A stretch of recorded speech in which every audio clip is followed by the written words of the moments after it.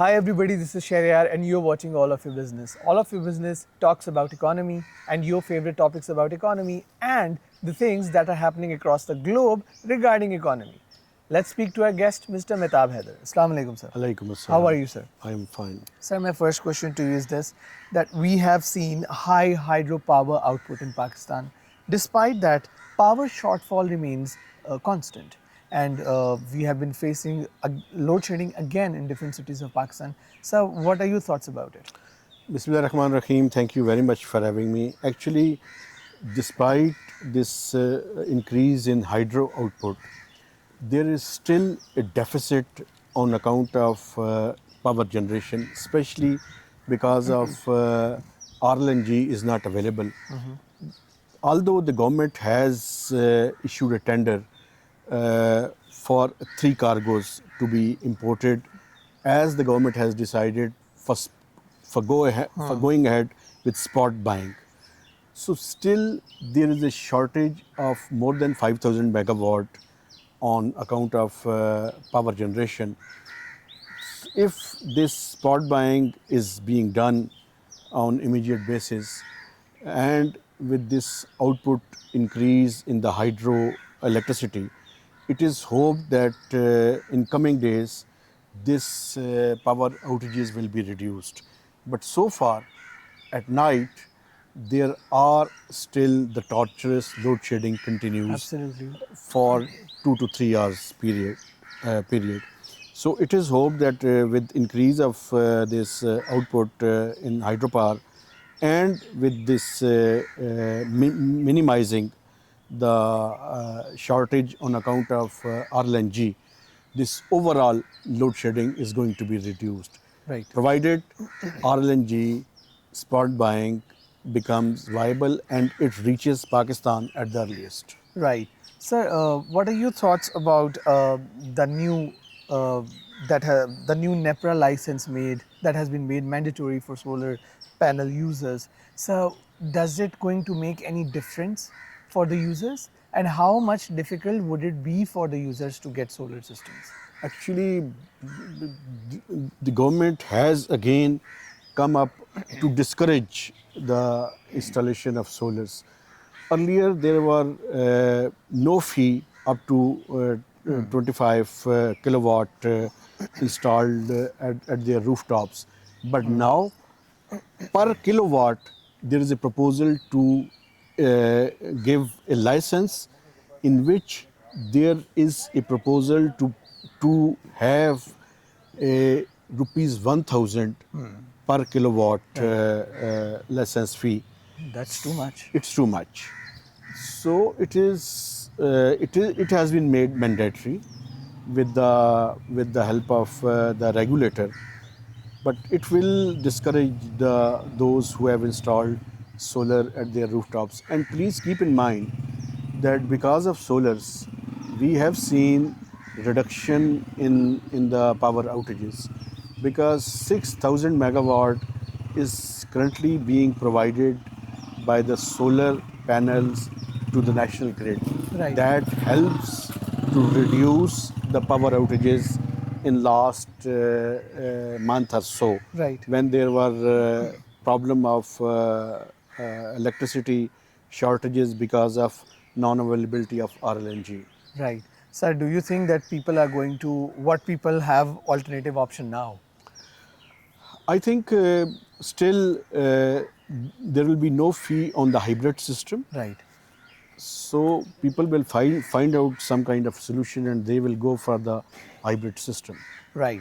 Sir, another question that just popped up in my mind, and that is the future of fuel prices. This question remains constant, and that is very important for everybody because the world is facing uncertainty regarding the fuel prices around the globe.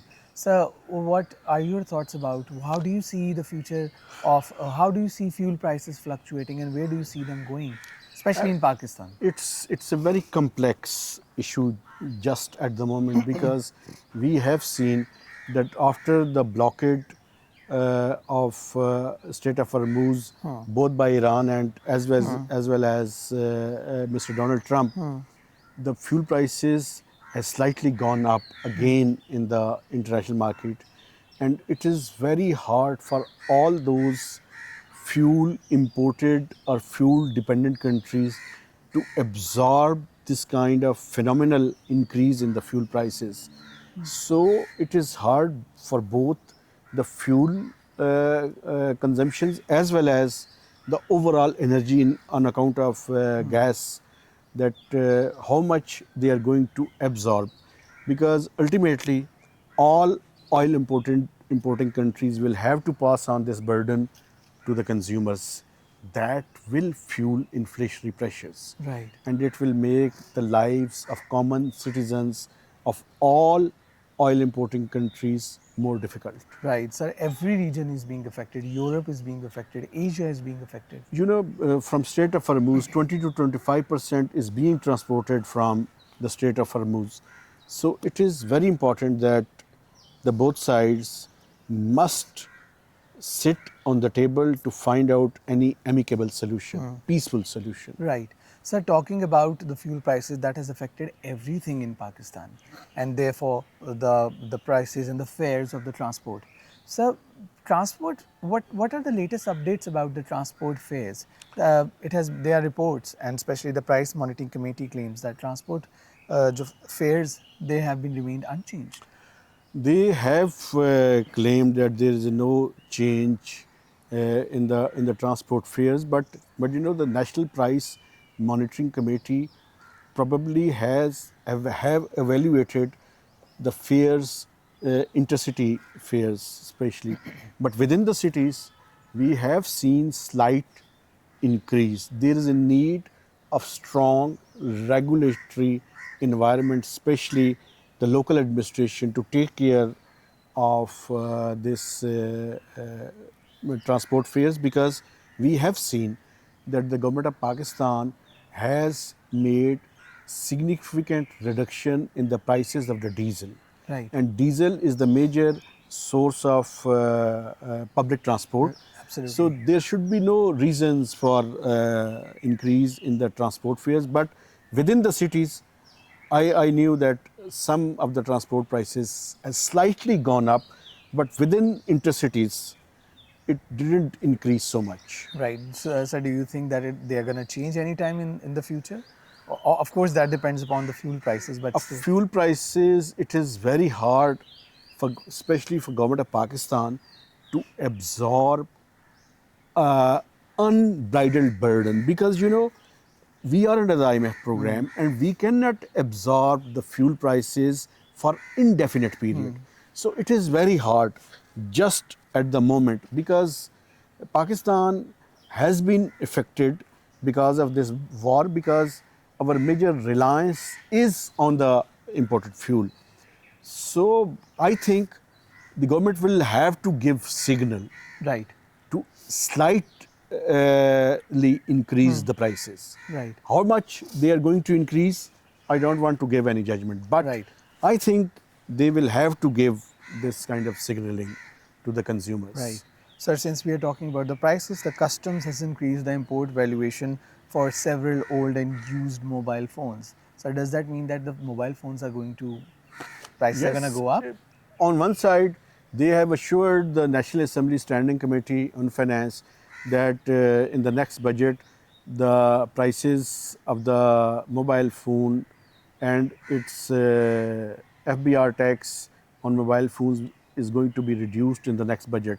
But on the other side, they have increased the valuation tables for several dozens things, including these mobiles.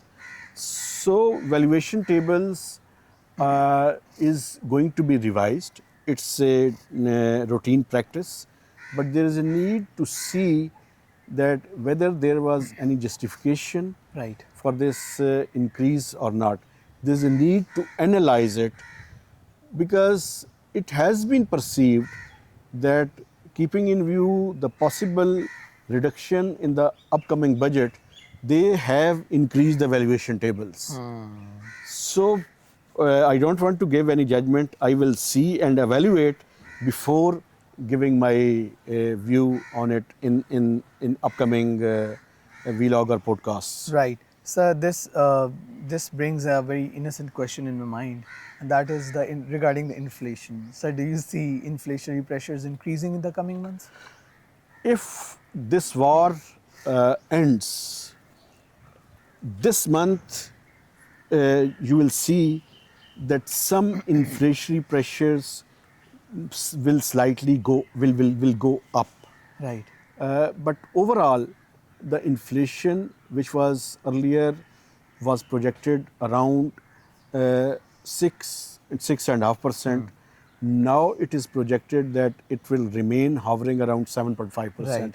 So slightly, there are possibilities that this price hike will affect the overall inflationary pressures. No relief for citizens. Of course, but please keep in mind, 2 years back, there was inflationary pressures of 38%. It is still overall, on average, will remain within the single digit. But month on month basis, if this crisis persists for next few weeks, it means that overall Pakistan's inflationary pressures may enter into the double digit on month basis. That's too much. Of course, it's too That's much. too much. Sir, talking about this, State Bank of Pakistan reserves up by 18 million dollars to over 15 million dollars. That is, $15 million. Actually, it is significant because we have repaid $3.5 billion to the United Arab Emirates on account of maturity of their deposits.